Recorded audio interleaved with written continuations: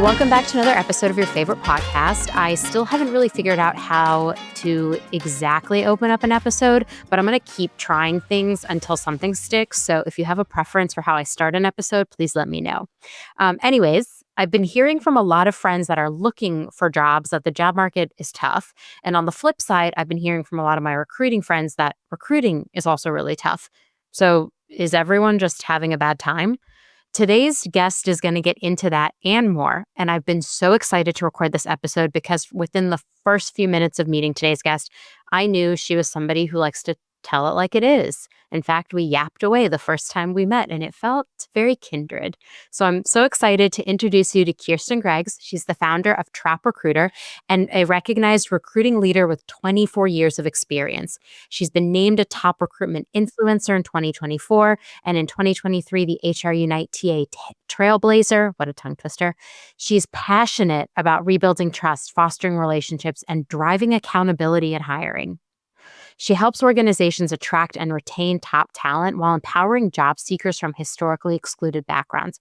Kiersten also hosts Trap Chat, leads workshops, and has been featured in BBC World Service Radio, Forbes, Fast Company, HR Brew, and your favorite podcast, I Hate It Here. Kiersten, welcome to the pod. Thank you for having me. I'm so excited. Honestly, the second I met you, I was like, wait a minute. I think I want to be best friends with you. Likewise. And we live so close to. I know. We still have not figured out a way to get together in real life. We need to. Yeah. I'm going to prioritize it. I've been so bad lately. I'm just like, I just want to sit at home and read. So like, if you just want to go somewhere and quietly just like look at each other. Like Barnes and Noble? That would be fun. Yeah. Yeah. We could go to Barnes and Noble together and then each pick out a book for each other based on if we think the other person would like it. And that could be a whole friendship bonding experience. I love it. I would be into it. This season on the pod, I've been asking everyone, what's one area or topic that you're really interested in right now? And I've been disclaiming it as please not HR related. Like I'm genuinely curious. What is something you're really interested in right now? Wow. I know. That's everyone's reaction. They're like, oh. Nothing new. I'm still interested in puzzles. Logic puzzles specifically. I found in a book that I had not been in since 2003. So a logic puzzle book. So I've got that, but it is time to re-up and get some new ones. Those. So I think that's all. Logic puzzles are fascinating to me because we used to have to do them in school. Oh, did you? I don't know if I made that up.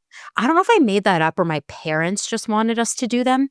So like we did logic puzzles growing up and now I'm like, I think the entire society could benefit from doing a logic puzzle. I'm pretty sure that I picked up like putting things together that already had pictures or putting puzzles together, especially logic puzzles, because I am probably the least artistic person. Like I can color between the lines, but it still looks horrible. I can just horrible. Same. When everyone was like, adult coloring books are going to calm you down. I'm like, this stresses me out. Correct. I'm stressed.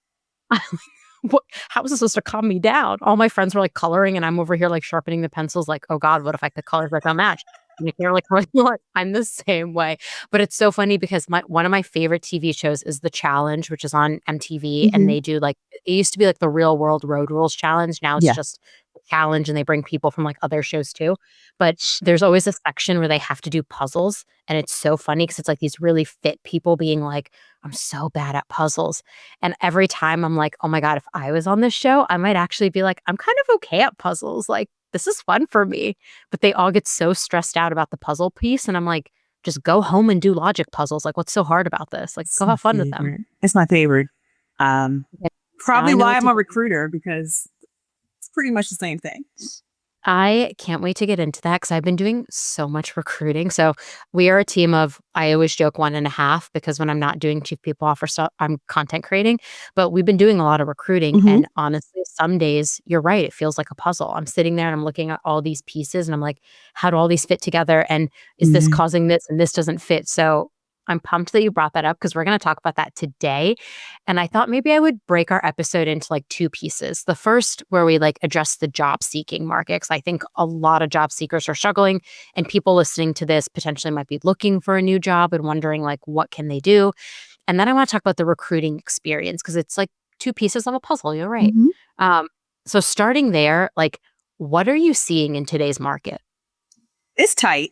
And for those of us who do live here in the DC metro area, specifically, or even in an area where government jobs are prevalent, um, we have added an additional uh, segment of the population back into the Oh, job yeah. market, given all of the layoffs. Whether they're going to stick or not is yet to be seen. However, where we are right now, that influx of thousands more people into the job market is causing an impact. And even so, a lot of people aren't paying attention to the non, federal government roles that are being slashed as well, because they're still in the thousands in some instances as well. Like some of these larger Yep. companies are still laying people off by the truckload.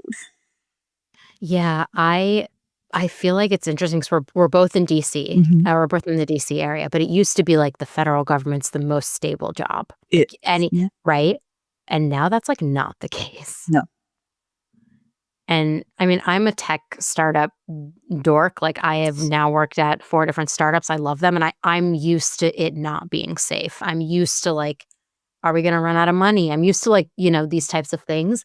And now I'm just like, wait, so where is safe? Like if tech's not I safe, don't know. the government's not safe, where are people going to get any sort of job security? So Or there, is that just the so past? again, education, um, healthcare is still a big market, and technology is still a big market, but we're probably not going to be focused so much on what we think about. So we might be thinking about fintech. We might be thinking about healthcare technology. We might be thinking about environmental sciences, green energy. Like there are jobs in those sectors, absolutely, but everybody doesn't know that they exist because they're so used to thinking about employment in linear senses. Because even when you say technology, we're not just talking about software engineers and folks with a GitHub repo. We're talking about accountants. We're talking about recruiters. We're talking about chief people officers. We're talking about logistics, like huge contracts administration. Like there's so many positions under these tech companies, under these healthcare companies, under these education companies. It's not necessarily schools. And a lot of folks overlook state government jobs as well.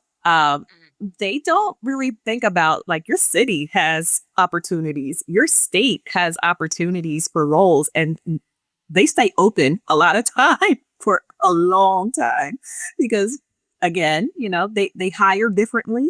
I'll leave it at that. And while that process is designed to be labor intensive, Mm. there's not a great deal of focus on like hiring recruitment professionals or talent acquisition professionals.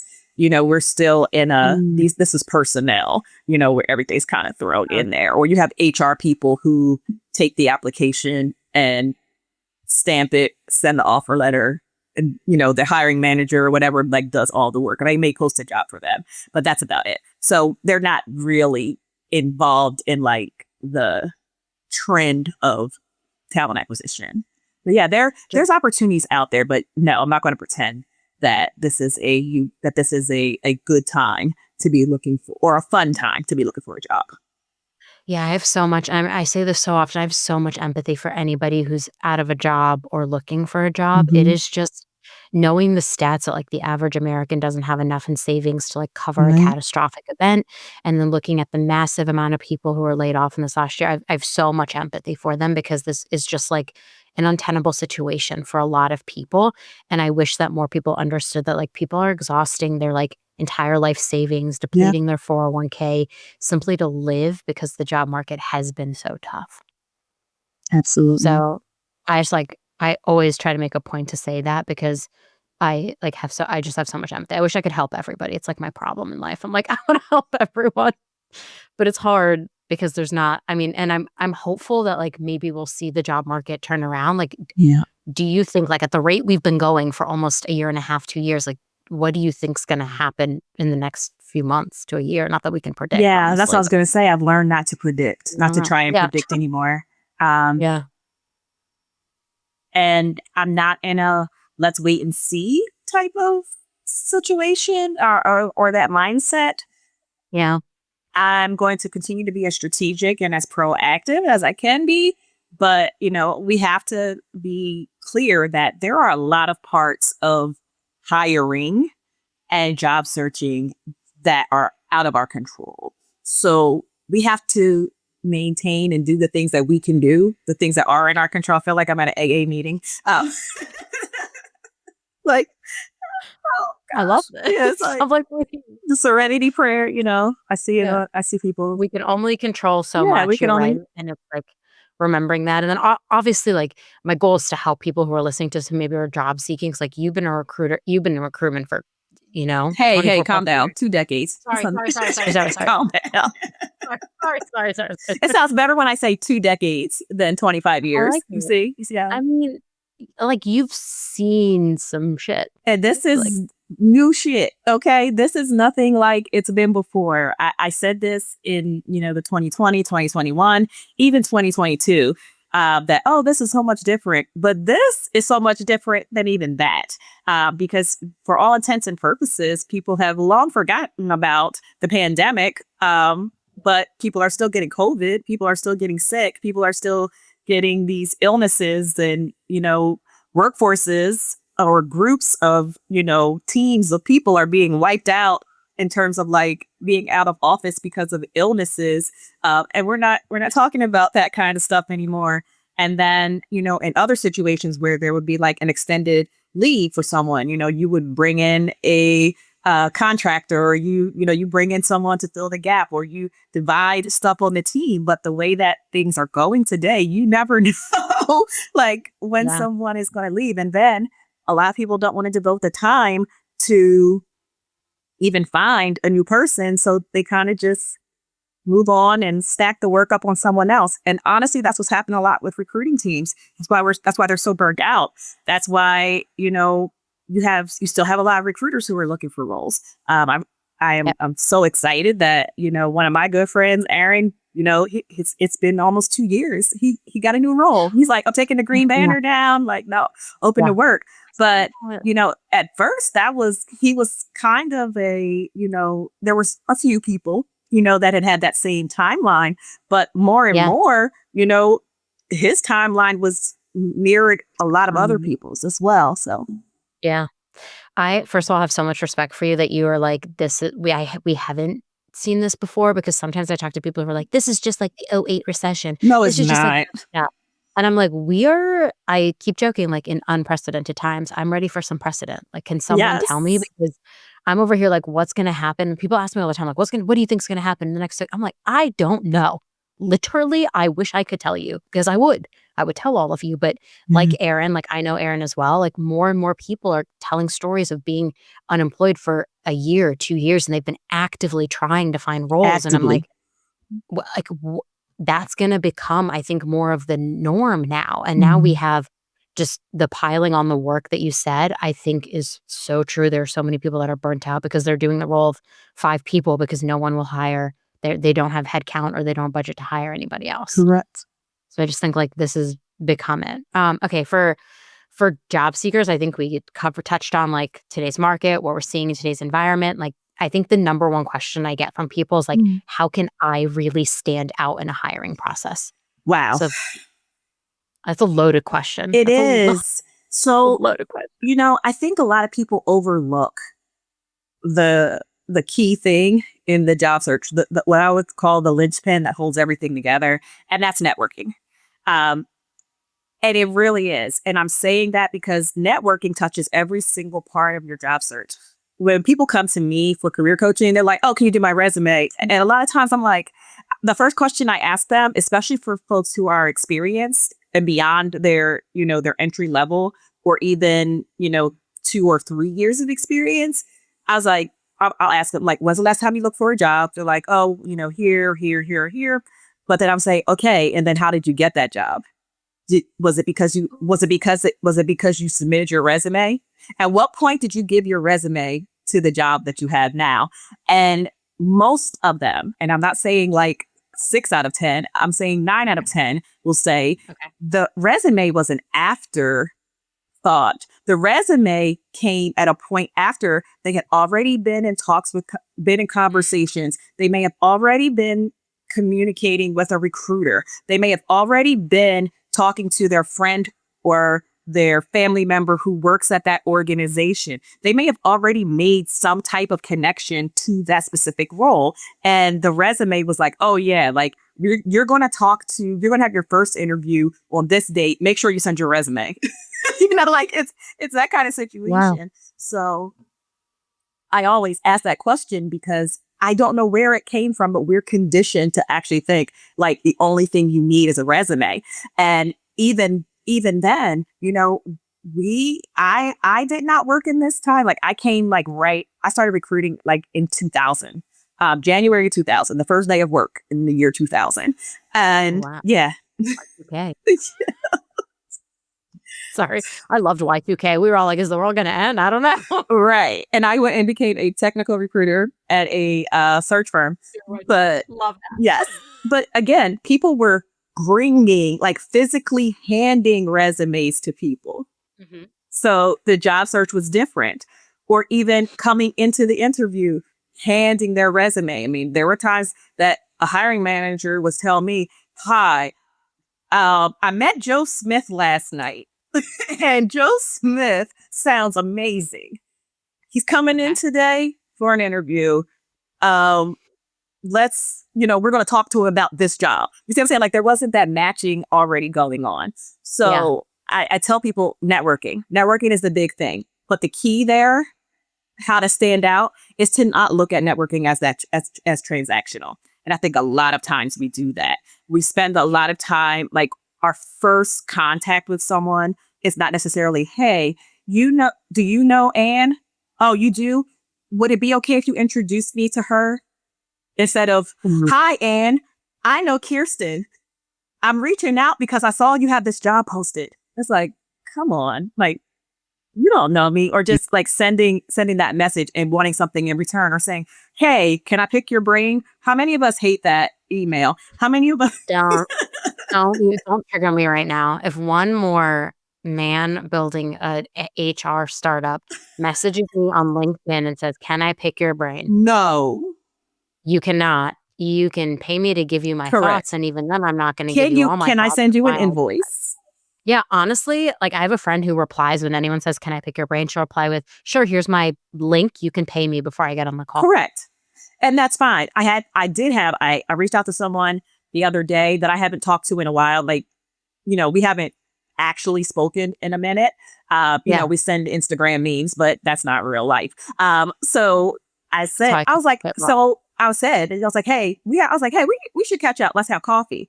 And he asked me, he's like, oh, what can I do for you? I was like, no. I was like, this is not that kind of conversation. Like, came prepared thinking that I was going to ask for something. And I just wanted to like catch up. I didn't want the conversation to be that way.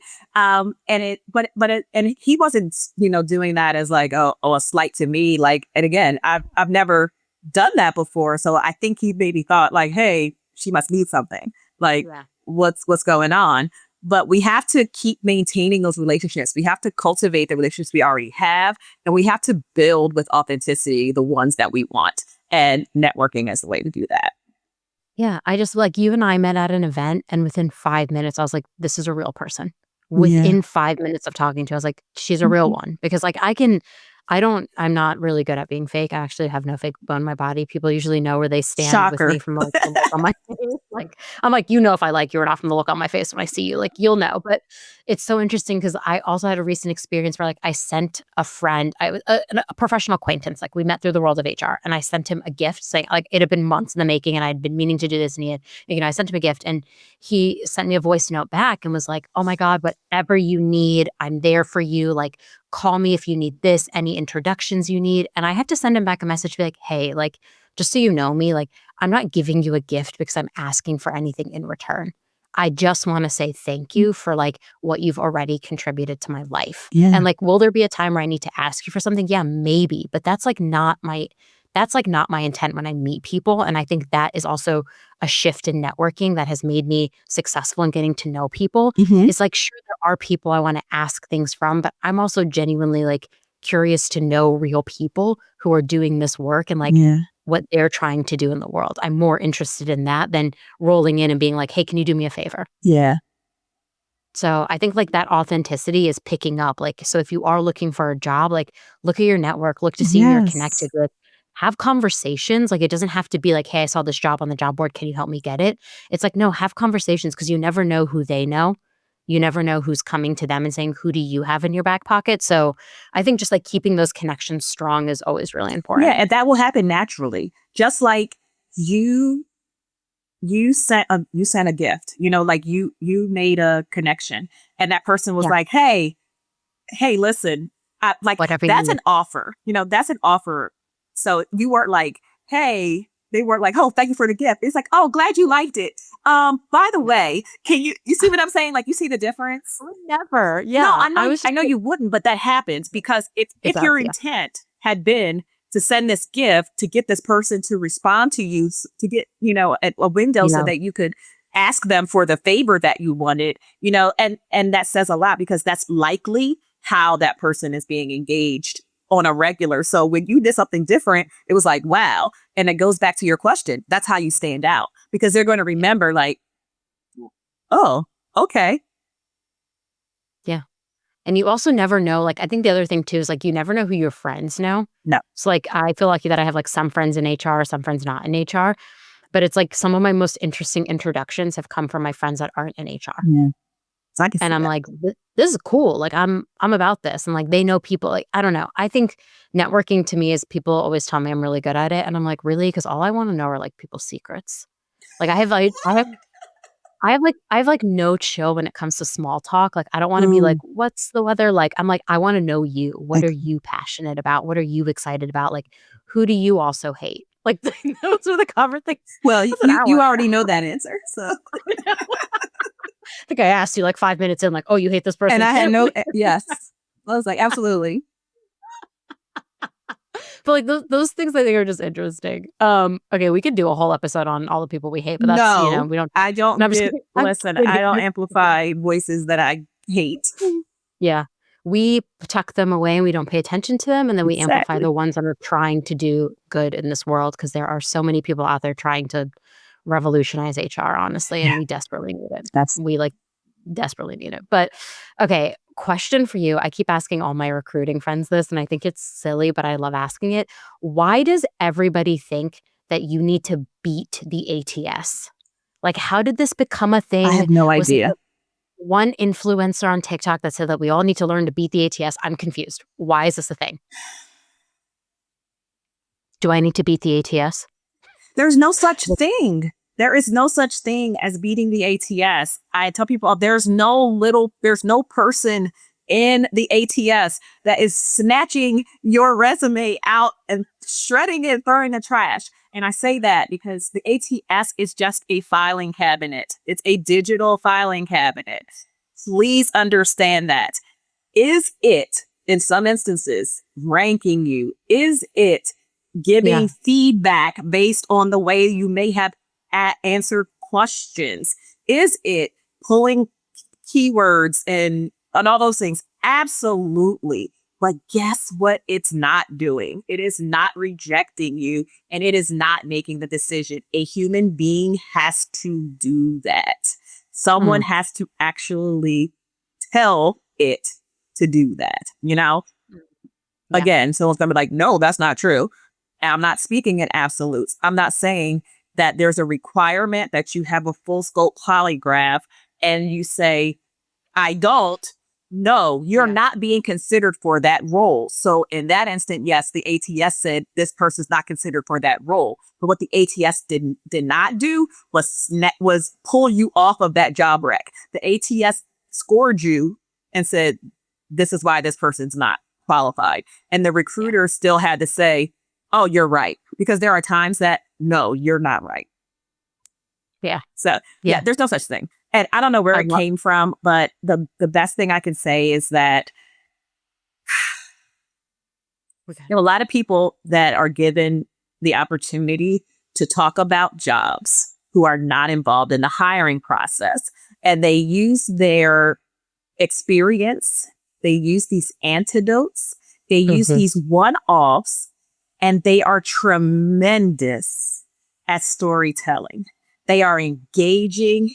And when you have someone who is in a, for lack of a better word, desperate situation of finding a job, and someone tells you, this is the way to do it. This is how you beat the ATS. This is how you trample on recruiters because they're evil. This is how you do it. You are looking for a job and you are going to try and figure out the way to get to that goal. I do not fault you for that. I fault people who are selling these services, who are selling these classes and these things, and even some resume services on that don't work. And they don't work because there could be an industry difference. There could be a level difference. There could be a culture difference, company culture wise, that those things don't work.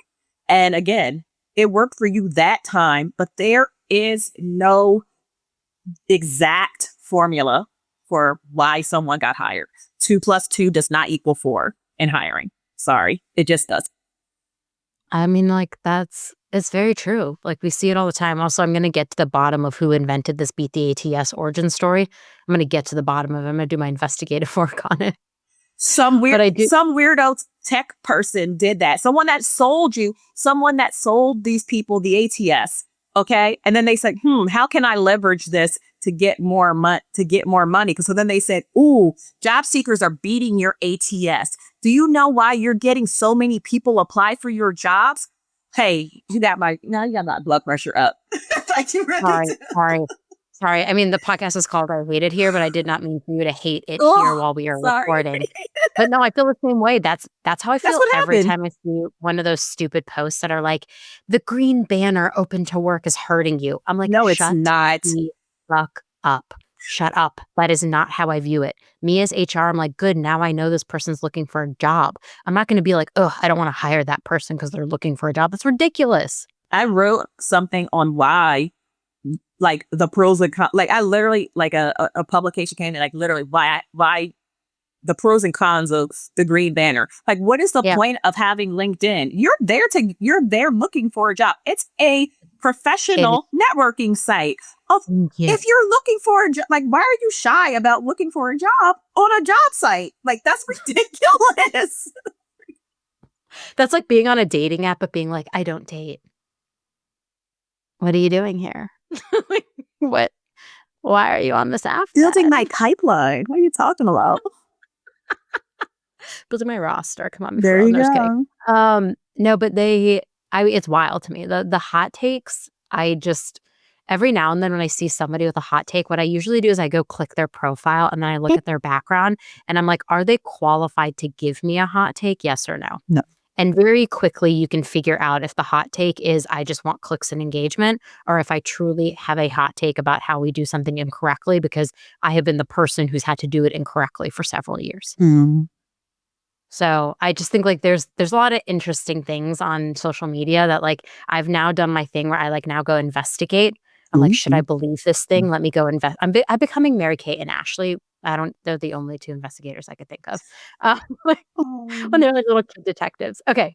One last question on job seeker, and then I want to pivot to like talk more about recruiters and how we can help them.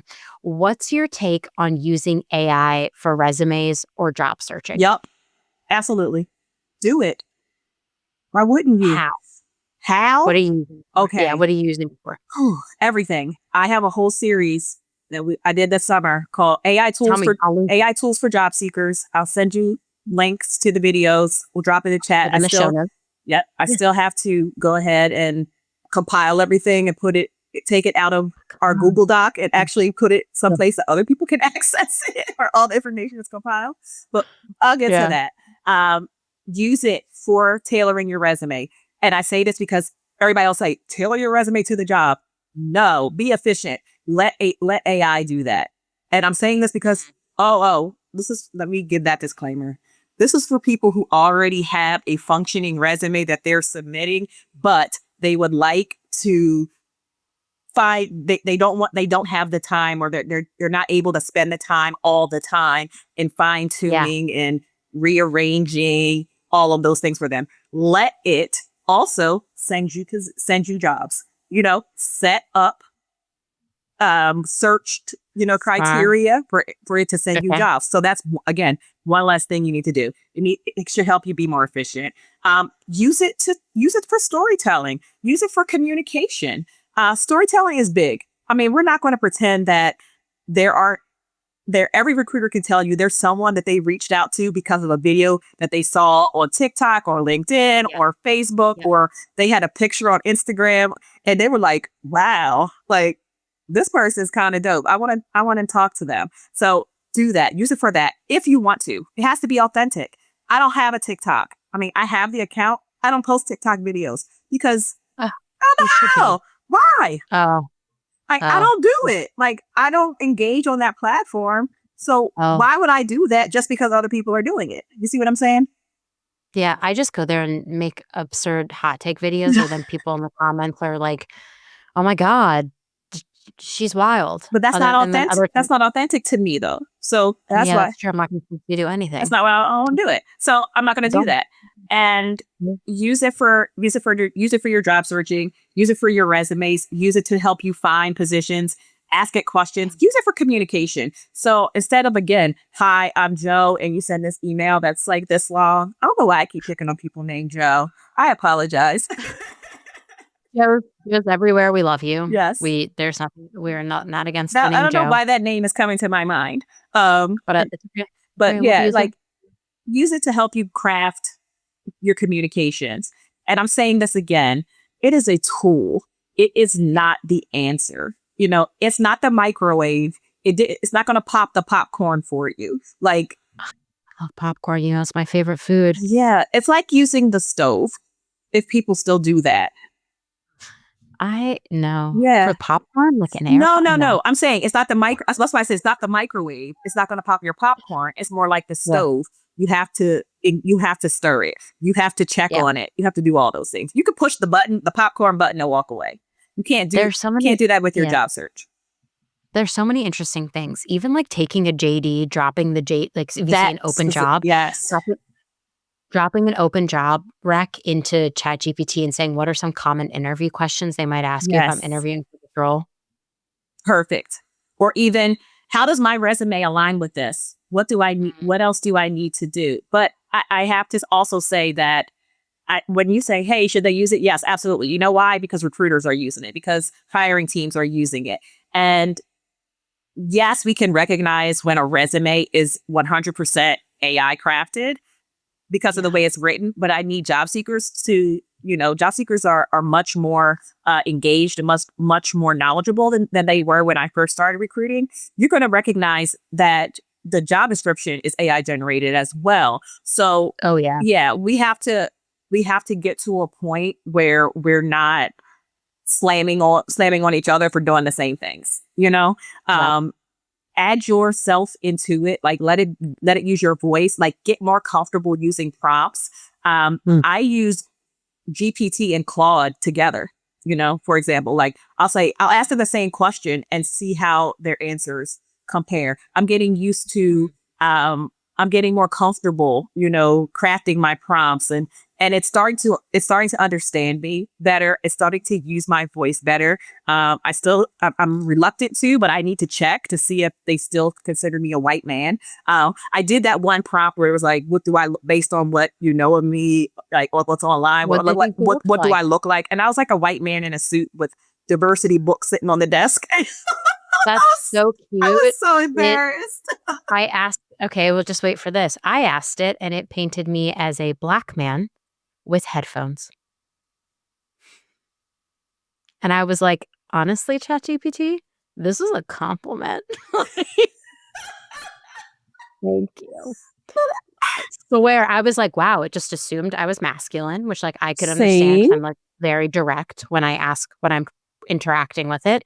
But I was like, how did it ascertain that the color of my skin? I would like to know why. Like, and again, I'm on a sweatshirt right now with pearls. Like, I wear a business mullet, first of all. Like, thinking, do I sound like a white man? Like, do I actually maybe communicate she like something in the like a white man? Bless, teach me. Like I'm, and then I said, okay, so I was like, okay, wrong. I'm not a man. So then it made me a white woman. Oh. And I was like, cool. I am not white. I'm Arab. And then it made me a woman with hair and pants. And I was like, oh, okay. Yeah.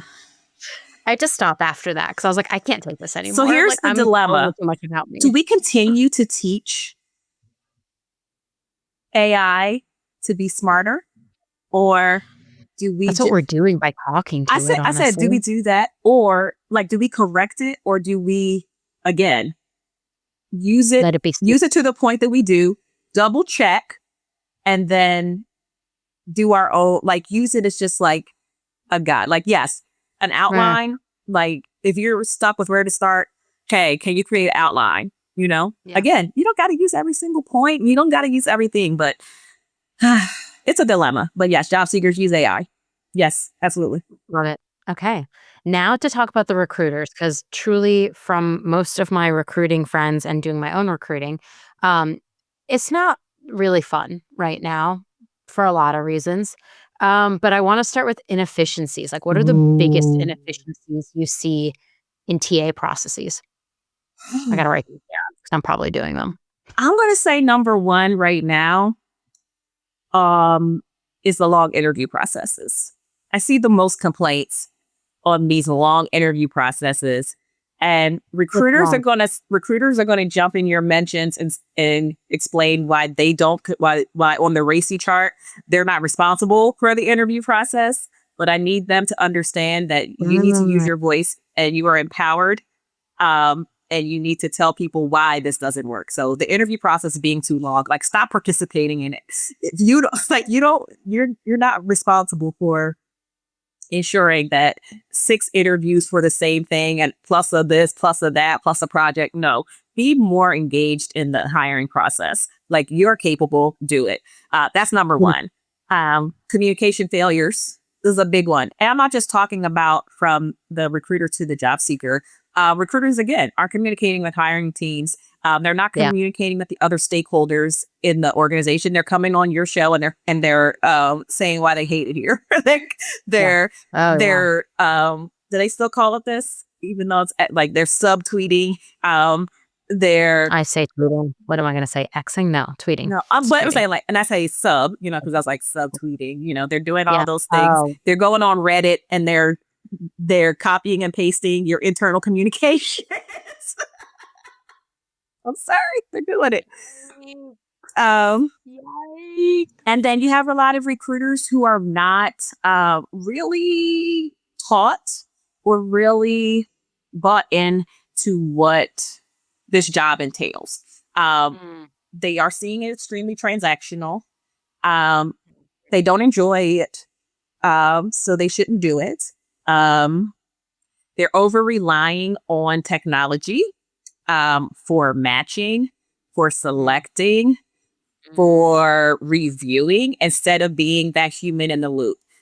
We have gotten to a point where we have over-engineered recruiting, and we have gotten to a point where we've made it so cutting edge that we think anybody can do it, and that's not true. I love when anyone's like, I can recruit. I'm no, like, you can't. I'm literally like, false. You literally can't even ask a question. Like, what do you mean you think you can recruit? I don't think everyone thinks like there's a natural talent in assessing people. And I'm like, none of you, not natural. I've done this work for like how many years, and even I've had to like reteach myself things to become even better at recruiting and assessing talent. So when someone comes to me and they're like, anyone can be a recruiter, I'm like, Well, we went through a period where, again, and I still say this, is driven by people trying to sell you their technology, that everyone in your organization is a recruiter. Everyone's recruiting, because again, they're like, oh, bring your people to us, get your hiring teams, get your referrals in, you'll make money. So recruiters the recruiting teams weren't really respected.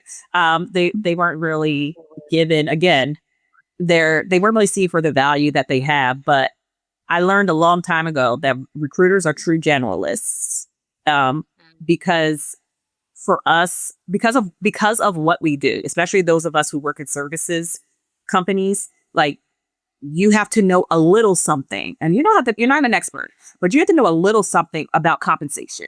You have to know a little something about benefits. You have to know a little something about industrial psychology. You have to know a little something about the technology, the product, about the team. Like, you have to know something about everything and still do your job. Yeah, when people shit on recruiters, I'm like, it's quiet. Psst. Keep it quiet. Zip it. Because I'm like, you do not understand how hard this job is. It is like sales and people and marketing and all of the functions where all of you do one of those. A recruiter does all of those in one day. Yeah. And then that is a killer talent. It's a killer talent that people just, when they're rude about it, I'm like, zip it. Yeah. The last thing is probably a lot of folks are going to be like, oh, I always say recruiting is retention. And we never look at our folks that already work there. Like, we don't. As soon as you get a job rec, what's the first thing you're doing? You're like, you're going to search. You're not even searching inside your ATS. That one you build, that one that you sourced candidates for and pulled them in there for hours. That one that you sent links to say, please apply to this job. Like, you're not even looking there. You're going outside the organization first step every single time, instead of looking at the folks who are already there. That's a good point. I love that. I also think, like, when you said recruiting is retention, I also think, like, I used to talk about how when I was just in talent management and I didn't oversee a people team, how frustrated I was that there wasn't tighter alignment between recruiting and talent management, because also the people who are recruiting have probably a good insight in what is this person's skills and capabilities today, and where do they want to go in 6 months to 12 months. And I always felt like the feedback loop was broken. It is between TA and TM, because I'm like, tell your development team, this candidate took this job. Here are the areas they're really interested in. Here's where they want to learn and grow. You're basically packaging super secret intel and handing it to a team that can actually transact on it too. Absolutely. And their manager. You as a recruiter get so much insight when you're talking to the candidate that the manager might not even get it. And you should take that and feed it to the manager so the manager knows what a talented person they have on their team and potentially how to grow them and coach them. Yeah. The board knows you tell the hiring managers to ask those questions in the interview process, and they're probably not asking them. Or they're asking them and not really listening. So there's one thing I have to come back to, though, because it was the first inefficiency you mentioned about too long recruiting processes. What do you think? This is probably a hot take. What's the ideal length of time it should take for a junior and mid-level role versus a senior role? 2. And I segment them. 2's enough. 2 interviews. 2 hours? Oh, length of. I'm sorry. How you meant number? I see. No, I mean maybe both. Length of time. I apologize. I was so dead set on I want to answer this question before she finishes asking it. Okay. Length of time for an interview? Yeah. Total time. Let's say I'm an entry-level person. I have 1 to 3 years of experience. The role calls for 1 to 3. How long should the interview process be from the very first phone screen to the offer? Oh, that should only take about 2 weeks. Okay. And I say this because, again, you said from the initial phone screen. So once I'm screening, I'm down selecting, then I'm only submitting the best people. So now you've interviewed, and I'm probably going to take a week or two to screen. I'm just going to be, depending on the size of the organization and how much bureaucracy is embedded. This could vary. But yeah, you can fill a junior entry level job in under 30 days. Easily. Now, how many interviews should it take to make a decision on the candidate? Two. Wow. What about a senior role? Everyone's always like, senior roles should take longer. They should. And they do. That's the key difference, though. Like, it's the time investment. There's a difference between hiring an intern and hiring an early career.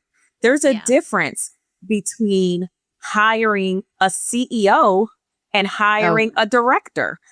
There's a difference. So yes, the time commitment is different. The time commitment from that person and the time commitment from the team. And I'm saying this because there is no sense of urgency to fill C-suite positions. It is designed to take forever. It is designed that way because, number one, the idea is that there is only 3 people in the entire universe who can do this job. Probably not. I'm just saying, that's where companies are coming from. This is the most awesome job to ever exist that we have to search through everything to find the needle in the haystack. And we are going to take the time to find the needle in the haystack. By the way, the CEO is likely employed. Yeah. And there's a great deal of transition. Again, there's a great deal of time it takes for them. They're not necessarily in a rush. Or they started their process well in advance of when they knew their transition was going to take place. Yeah. So I have a contract until 2026. I'm going to start now. I'm going to start what they call it, putting my feelers out. Oh, I love that. I love when people tell me that because I'm like, so are you actually going to leave or not? Can you just tell me what the plan is here? No, they're like, I'm putting my feelers out. They're inviting, listen, they're inviting you to golf. They're inviting you to never been invited to golf. Coffee. You haven't? Okay. You will be. I'm not a golfer. That's how I know the company's not for me. I'm like, invite me to a bookstore. Invite me for a cup of coffee. They will. Invite me to a dinner. But to golf, I'm sorry for everyone listening who golfs. It's just not for me. Okay. It's not for Yes. I don't know if it's I don't know what it is about it. I've never been interested in it, but invite me to a basketball game. Yeah. Please, that's my dream. Well, you can't really talk at a basketball game. No, but that's good because I want to watch the sports. I'm kidding. I know it's an interview. I know they want me to talk to them, but you're right. Golf actually makes a lot of sense for that. Yeah. Interesting. Okay, so executive definitely take longer. Yes. I've been having this debate internally about junior level to mid roles because it's how many, you said 2 conversations. I know people that are like, this should take 5 to 6 conversations in 3 hours. How do you actually get someone to understand that that's not effective? That's a lot of time for someone who... I know. What are you going to talk about? 1 year of experience. Right. That's a lot of time because this is no disrespect to folks with 1 year of experience in a particular job. You might be the subject matter expert at that level. You might be the best one at that level. Yeah. But yeah, there's 100 other people that can do that job as opposed to the higher up you go, the smaller the pool even gets. So you're really willing to spend 500 hours on recruiting for a $50,000 job? Probably not. I would say no, but I have seen I think that's one of the hardest conversations to have is when people are like, but more conversations will get us a better outcome so we hire the right candidate. Mm-hmm. And I'm always like, more conversations, quantity does not equal quality. If you are asking the right questions in the first conversation, correct, by the time they get to the second and third conversation, you should have a pretty good sense of if I'm going to hire this person or not, and if they're going to be successful in the job or not. You know what else? When you're getting at that higher level, or when you're having them meet with the whole team, this is how I got folks to start to look at it when I was having these conversations. And I was like, you want the what? The VP to talk to them? Or you want how many VPs to talk to them? Or the director of HR to talk to them? Or this person to talk to them? Like all these other C-level people. I was like, their salary is X. That's how much an hour. Yeah. Yeah. Like, so you're willing to spend, and again, for some folks, I was like, you're willing to spend $3,000 just on interviews. But people don't think like that. And that's what I wish was like, I wish we did more of this to be like, here's our interview process. Here's what this is actually costing us internally. I think I might go do that exercise. I might do that cost analysis of my own team. Well, cost per hire has always been a metric that we were supposed to capture, but we've always done it so haphazardly. And we look at cost per hire as what their salary is. You know, the average of a person's salary, the average of, you know, like we don't even like it's even impossible to talk about all your technological assets and like how you're pulling those into the process. But again, one data point you can gather is, okay, you had 7 executives talk to this one person. Yeah. How much did that cost? I'm going to go do it. Stay tuned. Okay. I'm going to go do it. I'm not going to, maybe I won't be public with it, but I need to go talk to my CEO about that because that's definitely something I'm going to do. That's a data point. I mean, it is. Okay. I want to talk candidate experience for 1 second because I feel like sometimes I know a lot of recruiters are empathetic. They're thinking about the candidate experience. I know that. What is the most important part of candidate experience in your opinion? Communication, but communicating with people the way that they want to be communicated with. I don't believe in the golden rule. I'm a platinum rule person. Treat people the way they want to be treated. Like if a person does not want you to email them all times of the night, or they prefer an email over a phone call, especially for bad news, honor that. Yeah. Operate the way, and it's like I said, as best you can. That's not a hard ask. Number 1, communicate with me the way that I want to. Stop don't just you have their phone number because you maybe did a phone screen, whatever case may be, but like don't text them if they did not give you permission to text them, because some people don't want to communicate that way. Don't search for their number at work. Don't call their job. Don't ask them for information that they're not ready to give you because you haven't extended them an offer. Like, what are you doing? Well, I always ask the candidates, like, how do you want me to best reach you? Like, is it an email? Is it a text? Do you want me to call you? Correct. And I think that is like, it's like a lost art form. Like, why aren't people asking that more? I don't know. It's like the most impactful part. Like, and people, I think like the part of candidate experience that I think about is like people always remember how you made them feel. Yep. And if you disregarded their basic wants and needs in a situation, like even though we as the employer, and I'm using air quotations, hold all the power when we're recruiting, that doesn't mean we treat people like shit. Correct. But sometimes it's also hard because candidates are like, well, I want feedback on why I didn't get the job. And I'm like, well, a lot of times, like we were evaluating multiple people, like, and we just decided to go with a different person. Like, so I think like that is also a hard spot I've seen recruiters get into where they're like, I want to treat this person right, but I don't also know what to say to them when I have to deliver this like really hard news. Okay. And be transparent about that and say, I don't know what to say. But only say that if you've actually asked the question already. Yeah. You know, like, did you ask the hiring manager why? And they were like, blah, blah, blah. You know, like, I didn't like their shoes. Like, first of all, again, that's another opportunity for you to empower yourself in the hiring process and really take ownership of the things that you can control.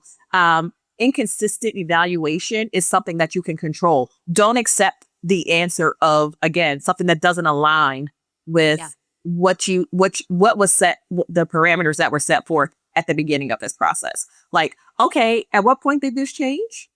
Why wasn't I notified? Okay, now that I know, can we go back to, did we review everyone like that? Like I said, if you didn't ask the question, then you can't get feedback. But give them as much as you can. Give them as much as is necessary, as much as you're comfortable with. But don't just tell people, I don't know. Don't just tell people we selected someone else. And when you do tell someone, I don't even think I think we should stop saying we selected someone else. I think people don't give up raggedy, a rat's ass. Why why someone else was selected? Because that's what we're setting up. We're telling you why someone else is amazing and awesome and you suck. That's what we're doing. Instead of saying, here's what we evaluated you on and here's where you can get better. Yeah. But I feel like that high touch is so hard for a lot of people, like the volume and bandwidth we're dealing with. But I'm like, if a candidate makes it through multiple rounds of talking to us, you have a relationship now and you owe them that. Yeah, we can take a few minutes and say, hey, this is like really not going to work. And here's why. Yes. But it's tough. Okay. I asked recruiting I asked on the job seeker side how we use AI. Any tips for recruiters that need to leverage AI? Same thing. Most importantly, I think is efficiency, because we run out of time to do things. And there are some things we have to let off of our plate, like scheduling. Ooh. Yeah. Would love a tool to do that. We manually schedule right now. We're moving in a different direction soon. Don't worry. Okay. We will get the automated scheduling soon enough. You use AI for communications as well, because there are so many times I'm writing an email and I'm like, why is this so long? Like, what are you doing? What am I writing? Sometimes I'm like, I don't even know how to start this. So I'll just like go to AI and be like, write me some copy. And then I end up editing it. But like, I need someone to start it for me. It's like, is this a love letter? I'm like, what are you doing? It's like, hey, I hope you had I hope this note finds you well. I hope this note finds you well. No, this note does not find me well. This note finds me in despair, actually. Correct. I'm dying. Okay. Wrapping up with one tip that you would give recruiters who are listening. What's your one tip? What's your one juiciest thing you can think to tell them? Man, hang in there. Like, just hang in there. Oh, that's amazing. I'm serious. Like, hang in there. We got you. Hang in there. Yeah, that's a good tip. It's a hard job. And if anyone tells you it's not a hard job, they can shut the F up. Here you which go. I'm a lot on this podcast. Thank you so much, first of all, for making time for me today. I'll link all your resources in the show notes, but if someone wants to get in touch with you super fast, wants to get to know you, what's the best way they can do that? I'm everywhere at Trap Recruiter. Love that. Wait, tell everybody, we've buried the lead. What does TRAP stand for? Oh, trusted, relationship builder, accountable, proactive. I love it. The first time I heard you explain that, I obviously researched you and listened to some of your stuff. But I was like, I didn't know that's where the name came from. It is. Trap Recruiter. I love it. Thank you so much for spending an hour with me, sharing your expertise. Honestly, this was the best part of my day. You made me laugh so hard. And I have a feeling you will be back to the podcast again. Well, you will be on Women's History Month on Track Chat. So I know. I can't wait. We're going to have such a good time. Anytime you want to come on here, there's always space for you. And thank you for all the great work you're doing. And I'm so thankful I get to know you. Thank you for having me. Of course.